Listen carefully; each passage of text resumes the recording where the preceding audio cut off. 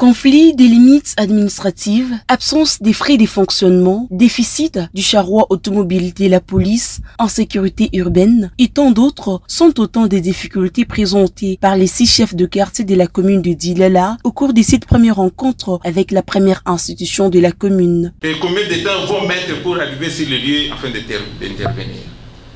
Avec ça, je peux dire peut-être avec le bureau du conseil communal, peut quand même aider, qu'on puisse quand même doter notre SIAT énergie. Il a créé un désordre en plaçant un quartier parallèle qui se nomme quartier Sapatelo dans la cellule Sapatelo qui fut dans la commune de Dilala.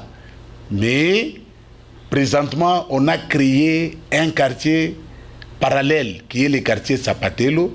Nous n'avons pas encore, puisque l'administration a toujours été têtue. Normalement, dans l'administration, si on créait un autre quartier, il y a des arrêtés.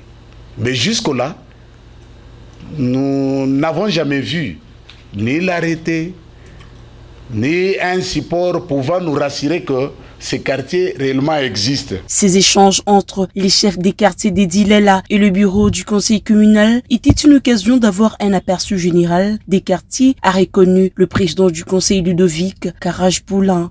Je ne pouvais pas faire des descentes sans, au préalable, écouter ceux qui nous représentent dans les quartiers. Et vous avez suivi, comme moi, les chefs des quartiers, ils ont beaucoup de difficultés à fonctionner, à travailler. Et je pense que c'est le premier pas que nous venons de faire pour que nous allions maintenant entrer en contact avec nos populations et qu'à travers nous, nous puissions être l'étendard ou la voix de nos populations pour trouver des solutions. Occasion pour le président du conseil d'inviter la population de la commune de Dilala à combattre la justice populaire. Ce que nous disons à la population, c'est que la vie humaine est sacrée. Quel que soit ce que l'homme peut commettre comme faute, il ne mérite pas d'être soumis à la justice populaire. C'est pourquoi je dis à la population que nous devons faire confiance à la police, à nos autorités.